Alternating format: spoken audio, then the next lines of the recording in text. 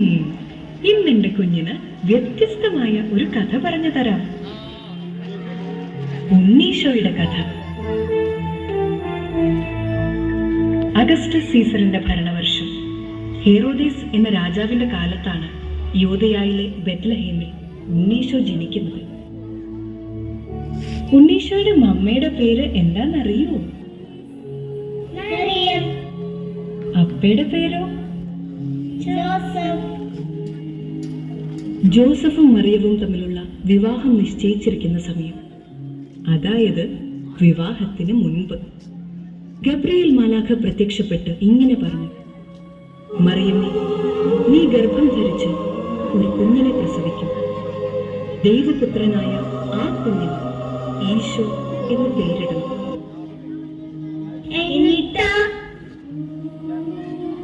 എന്നും ദൈവത്തിന്റെ ഇഷ്ടം മാത്രം ആഗ്രഹിച്ച അമ്മ പറഞ്ഞു: ഇതാ കർത്താവിന്റെ ദാസി, നിന്റെ വചനം പോലെ എന്നിൽ നിറവേറട്ടെ. അങ്ങനെ ഏതാനും നാളുകൾക്ക് ശേഷം നസ്രത്തിൽ നിന്ന് യൂദയായിലെ ബെത്ലഹേമിലേക്ക് അവർ ഒരു യാത്ര നടത്തി. അഗസ്റ്റസ് സീസറിന്റെ കൽപ്പന പ്രകാരം ജനസംഖ്യയിൽ പേര് ചേർക്കാൻ. ആ യാത്രയിൽ മാതാവിന് പ്രസവ സമയമായി. എന്ത് ചെയ്യും? അവർ സത്രത്തിൽ സ്ഥലം അന്വേഷിച്ചു, കിട്ടിയില്ല. മറ്റു ഭവനങ്ങളിൽ അന്വേഷിച്ചു, കിട്ടിയില്ല. അവസാനം അവരൊരു പുൽത്തൊഴുത്തിലെത്തി. എന്നിട്ട്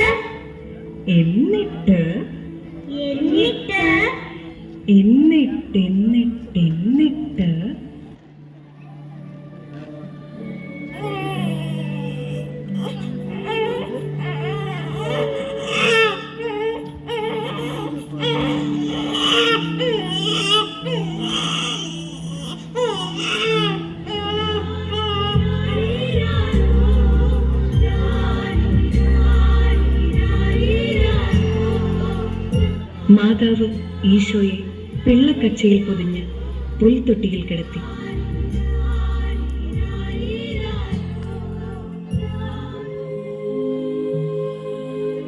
ആ പ്രദേശത്തെ വയലുകളിൽ ആടുകളെ രാത്രി കാത്തുകൊണ്ടിരുന്ന ഇടയന്മാരുണ്ടായിരുന്നു.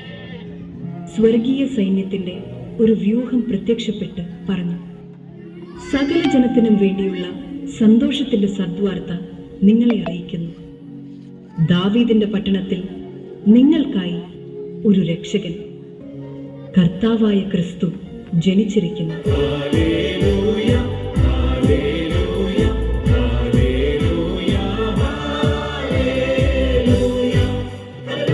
അവരാണ് ഉണ്ണീശോയെ ആദ്യം കണ്ടത്.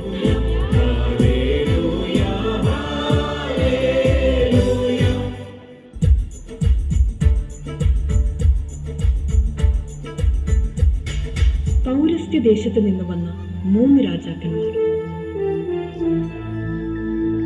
അവരും ഉണ്ണിയെ തേടി ജെറുസലമിലെത്തി. കിഴക്ക് അവർ കണ്ട ആ നക്ഷത്രം, അത് അവർക്ക് മുന്നേ നീങ്ങിക്കൊണ്ടിരുന്നു. അത് ഉണ്ണി കിടക്കുന്ന സ്ഥലത്തിന്റെ മുകളിൽ വന്നു നിന്നു. അവർ കുമ്പിട്ട് ആരാധിക്കുകയും പൊന്ന്, മീറ, കുന്തിരിക്കം എന്നിവ കാഴ്ചയർപ്പിക്കുകയും ചെയ്തു.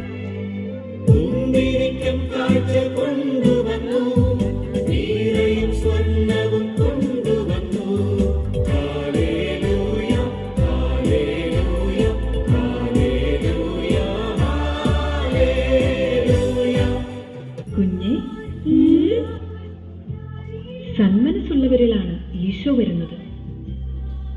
നല്ല മനസ്സുണ്ടാവട്ടെ എന്റെ കുഞ്ഞിന്. എന്തെന്നാൽ സന്മനസ്സുള്ളവർക്കാണ് സമാധാനം.